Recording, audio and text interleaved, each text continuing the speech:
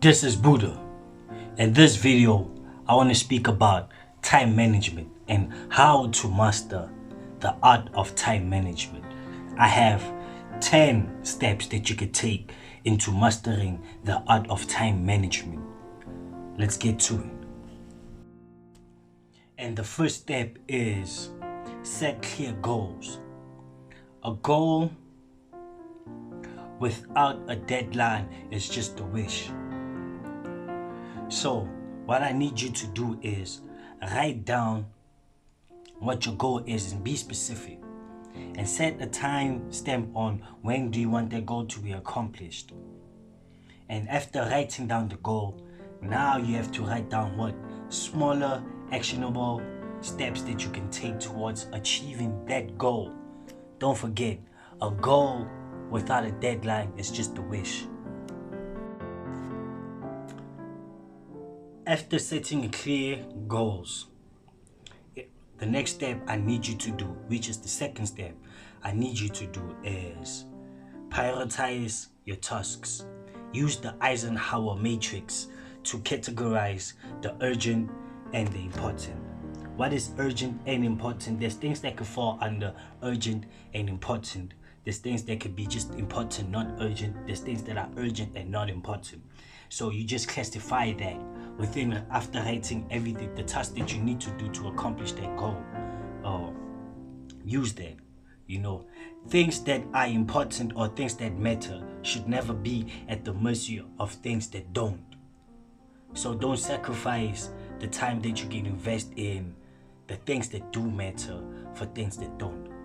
I always say to people, never sacrifice investing time in things that are important over things that are urgent. Never do that. The third step I need you to take is use time blocking. The most important thing is not learning how to spend time, but how to invest time. Because we do not just spend time, we invest time in the things that we want. So, what do I mean use time blocking? There's time blocks that you have to set in your day. Let's say you wake up at 5 o'clock, or you wake up at, let's say, 6 o'clock.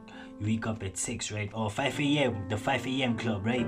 And you wake up at that time, 5 o'clock. From 5 until 6, you wake up, you meditate, you take a bath, you exercise, you know what I mean? That's what you do. From 6 until 8 o'clock, you just record content.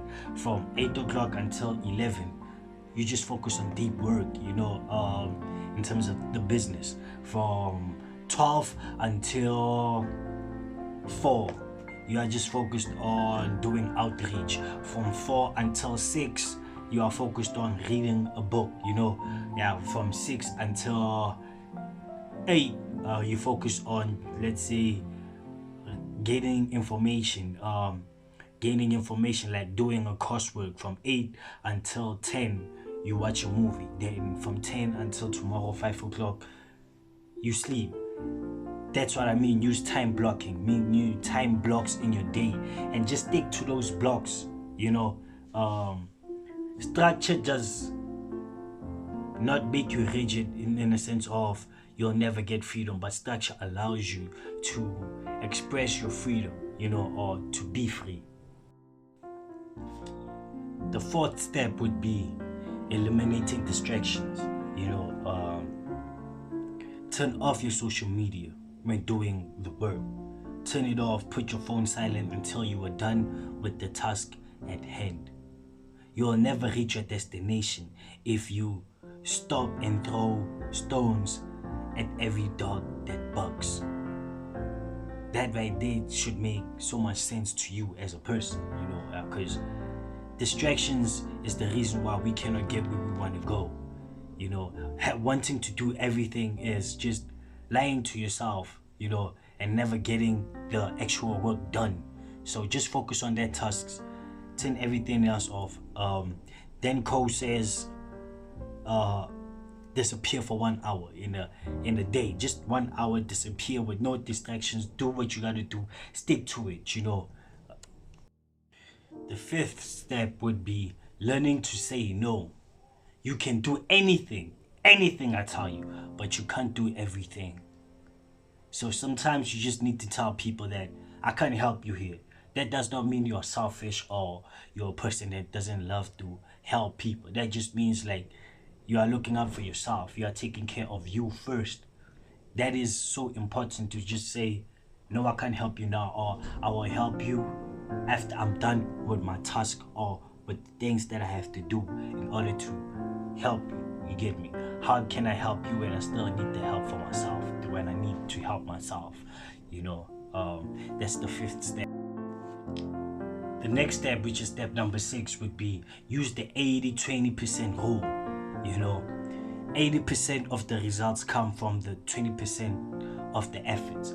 If 20% of your clients generate about 80% of the revenue, focus more on those clients than anything else, because they help the business to grow. They foster the growth of the business, right? If, let's say, 20% of the knowledge 80% of the knowledge you accumulate comes from 20% of the books that you read, focus on those books.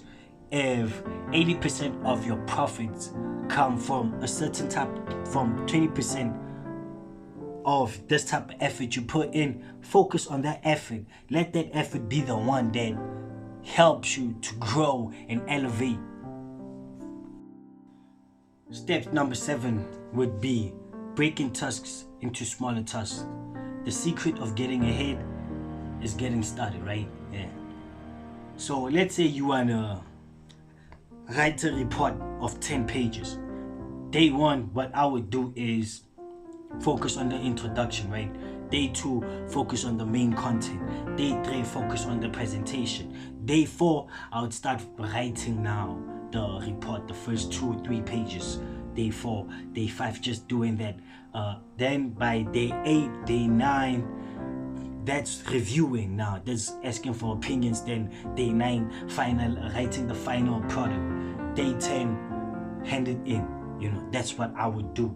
Yeah, that's what I mean by breaking big tasks into smaller ones. Think of the artist called Chuck Close. That artist paints portraits using blocks. Instead of painting the whole portrait, he paint the whole product by using blocks, bits and pieces, etc. Step number 8 would be leverage technology. Technology is best when it brings people together. Use time management apps, Google Calendar, or Pomodoro technique by setting a timer and focusing on that task for 25 minutes, taking a break for 5 minutes, getting back to it until the task is done or your project is done. That's what I mean by leverage technology, because we live in a technological based world. Step number 9 would be reflect and adjust regularly. What do I mean by that? At the end of every week, one thing I want you to do is reflect, review your week, write down, journal it down. What happened this week and what you could have changed and how you reacted to it, how you could have responded to it. What did you do for the rest of the week? Review and adjust, how you respond towards your week. That is one of the steps. Step number 9, don't forget that. Reflect and adjust regularly. It is important in terms of growth. Now the last one is one that I learned this year, is take time to recharge, take a break. It is not wrong. Walking away from it for a little bit, it is not wrong, taking that time away from it, it is not wrong. Everything in the world will work again if you unplug it. Even you, just unplug, just unplug from the world. Yeah, reduce that stress that you have of the world, the anxiety, whatever you got, the thoughts, the intrusive thoughts, the whatever. Just take a minute, to unplug from it, or an hour, or eventually you get to work, and now you work at your optimal self when it comes to taking a break. When you come back recharged, revitalized. You know what I mean? Yeah.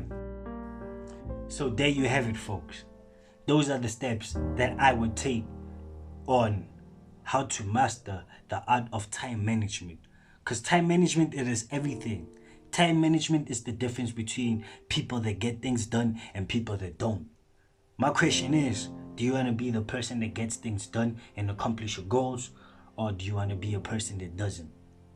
This is Vlogs of a Hustler. Let's go out and get it how we can, get it while we can. This is Buddha.